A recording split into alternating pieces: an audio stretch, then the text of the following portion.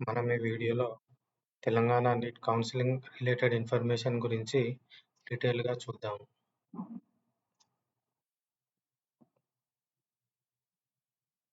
మన కౌన్సిలింగ్‌లో వచ్చేసి కౌన్సిలింగ్ 3 కేటగిరీస్‌లో ఉంటుంది. ఫస్ట్ వచ్చేసి కేటగిరీ ఏ. కేటగిరీ ఏ అంటే కన్వీనర్ కోటా.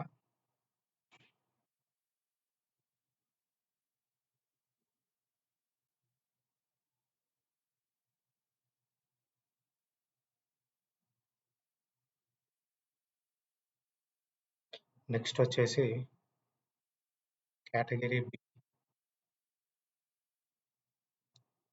ఇది వచ్చేసి మేనేజ్మెంట్ కోటా.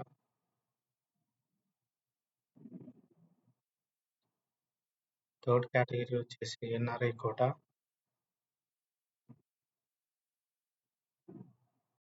ఫస్ట్ కేటగిరీ వచ్చేసి కేట్ ఏలో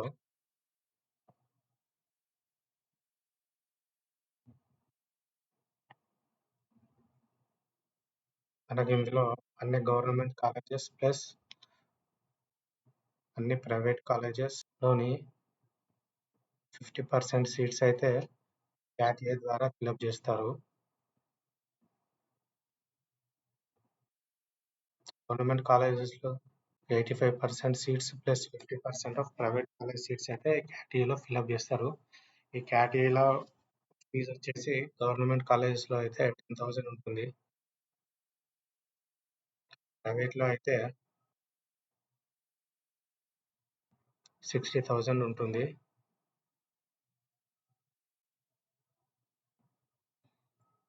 మనకి నెక్స్ట్ వచ్చేసి కేటగిరీ బి.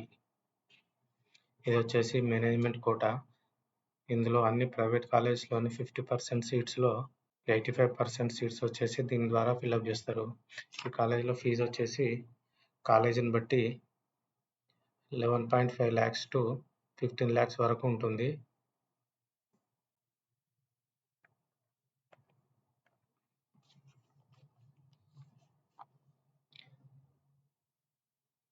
ఇందులో మనకు మేనేజ్మెంట్ కోటాలోని 85% సీట్స్ అయితే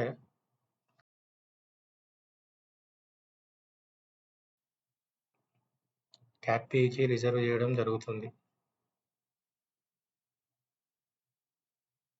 నెక్స్ట్ వచ్చేసి క్యాట్ సి. ఇది వచ్చేసి ఎన్ఆర్ఐ కోటా. ఎన్ఆర్ఐ కోటా ద్వారా 15% ఆఫ్ మేనేజ్మెంట్ సీట్స్ని అయితే ఫిల్అప్ చేస్తారు.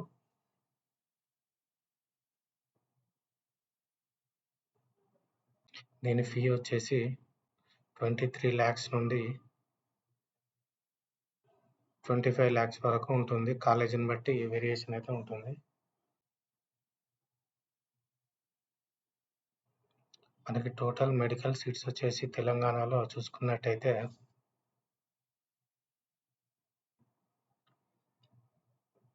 గవర్నమెంట్‌లో 4,190, ప్రైవేట్‌లో వచ్చేసి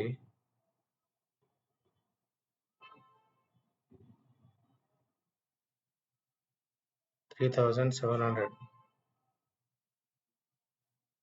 అలాగే మనకు తెలంగాణలో ఒక ఎయిమ్స్ కాలేజ్ ఉంది. అందులో 100 సీట్స్ అయితే ఉన్నాయి. నెక్స్ట్ వచ్చేసి మైనారిటీ కాలేజెస్ వచ్చేసి 4 కాలేజెస్. అందులో టోటల్ సీట్స్ వచ్చేసి 550 సీట్స్ అయితే ఉన్నాయి. ఒక 2 డీమ్డ్ కాలేజెస్ అయితే ఉన్నాయి. అందులో సీట్స్ వచ్చేసి 400. మనకి ఎయిమ్స్ డీమ్డ్ కాలేజెస్ వచ్చేసి ఆల్ ఇండియా కోటా ద్వారా సీట్స్ ఫిల్అప్ చేస్తారు. రిమైనింగ్ సీట్స్ వచ్చేసి స్టేట్ కోటా ద్వారా ఫిల్అప్ చేస్తారు. మనకు ఎంబీబీఎస్‌కి ప్లస్ బీడీఎస్‌కి కలిపి ఒకటే రిజిస్ట్రేషన్ ఉంటుంది. ఆయుష్‌కి మాత్రం సెపరేట్‌గా రిజిస్ట్రేషన్ ఉంటుంది.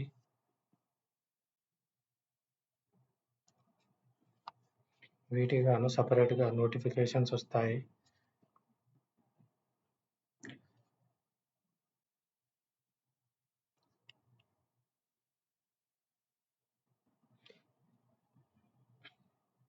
తర్వాత ఆన్లైన్ ప్రాసెస్‌లో రిజిస్ట్రేషన్ చేసుకోవడానికి మనకి ఏ డాక్యుమెంట్స్ అయితే అప్లోడ్ చేసుకోవాల్సి వస్తుందో డాక్యుమెంట్స్ గురించి ఒకసారి చూద్దాం.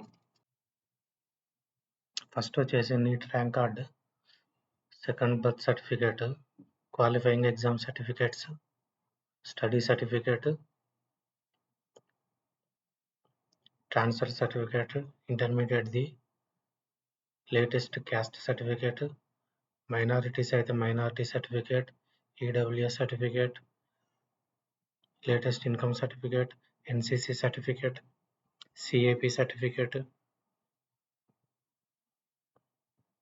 నెక్స్ట్ వచ్చి PMC certificate, Anglo Indian certificate,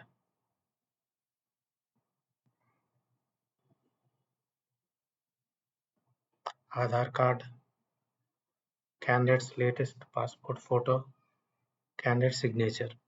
online process complete అయిన తర్వాత మనకి స్టేట్ మెరిట్ లిస్ట్ అయితే రిలీజ్ చేయడం జరుగుతుంది. మెరిట్ లిస్ట్ రిలీజ్ చేసిన తర్వాత మనకి వెబ్ ఆప్షన్స్కి అయితే నోటిఫికేషన్స్ రావడం జరుగుతుంది.